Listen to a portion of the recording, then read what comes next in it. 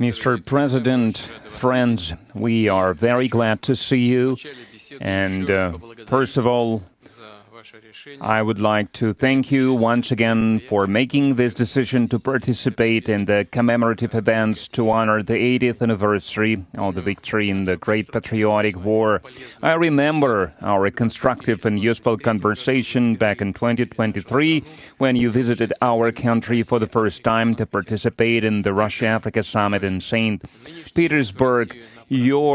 This time, your visit to Russia to celebrate the 80th anniversary of the victory is a great symbol, and it reflects the friendly character of relations between Burkina Faso and Russia. And I would like to mention your contribution, your country's contribution to defeating German Nazism and its allies. Some 30,000 Burkinabe fought with the anti-Hitler coalition forces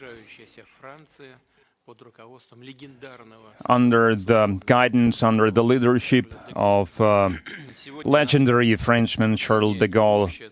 And now we are united by our joint goal to fight against terrorism and extremism, and we will continue to support the Republic and restoring constitutional and lawful order, to fight against unlawful factions that are still operating in some parts of Burkina Faso. In recent years, we have accomplished great progress in mutually beneficial cooperation in various fields. In the end of 2023, after more than 30 years of hiatus, the embassy of Russia in Ouagadougou was turned operational again. And the economic cooperation is also important, even if trade is modest. It's growing, which is a good trend, and we need to preserve it. And we will continue to work together on further strengthening our economic ties and diversify further our trade cooperations. And it was useful to hold economic days of Burkina Faso in Russia that were held in 2024. And it was attended by the high-level Burkinabe delegation led by the Deputy Prime Minister, and we are working now on establishing intergovernmental commission. We have already established a working group to look into that matter, and we will continue to support your country in training personnel in 2024 and in 2025. The quota of Russian state scholarship for Burkinabe nationals was more than doubled, and this year we are ready to receive 27 more students from your country at the state's expense, and in total, more than 3,500 Burkinabe received higher education in Russia. Cultural and humanitarian ties also play an important part, and it is assisted by the Russian house that is operating in Ouagadougou since 2024. In particular, they are teaching Russian language there. There is a great potential in cooperation in the field of healthcare and sanitary regulations. Recently, on April 24-25, Madam Popova visited Ouagadougou and discussed the development of scientific and research infrastructure and training of personnel.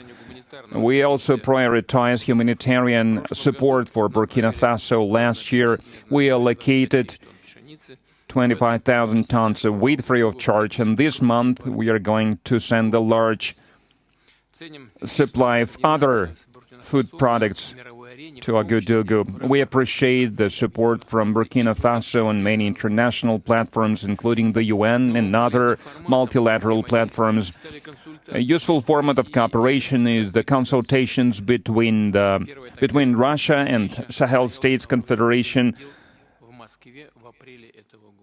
April this year, such a session was held in Moscow with foreign ministers. There are good prospects in many areas, and we will have a chance to discuss some of them today. Thank you for your attention. Thank you very much. Congratulations, Mr. President. I hope I pronounced my felicitation properly.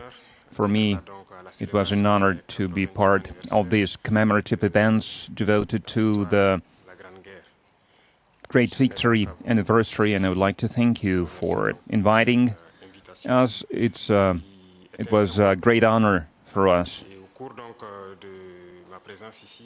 And I need to say that during this visit, I learned a lot. I learned a lot about culture, about history, that laid the foundation of the resistance of the Russian people, of its struggle. I learned of sacrifices your people made, and due to these sacrifices, we are free now. And I would like to thank you once again for this invitation, and this meeting allows us to think about what's happening in the world today and to think about the prospects as well. The obstacles that we can see today must not stop us. These obstacles, in some way, they are even an advantage, because despite all the sanctions that were imposed on the Russian Federation by many states, Russia is still holding the leading position internationally, and we understand this. We understand how difficult it is.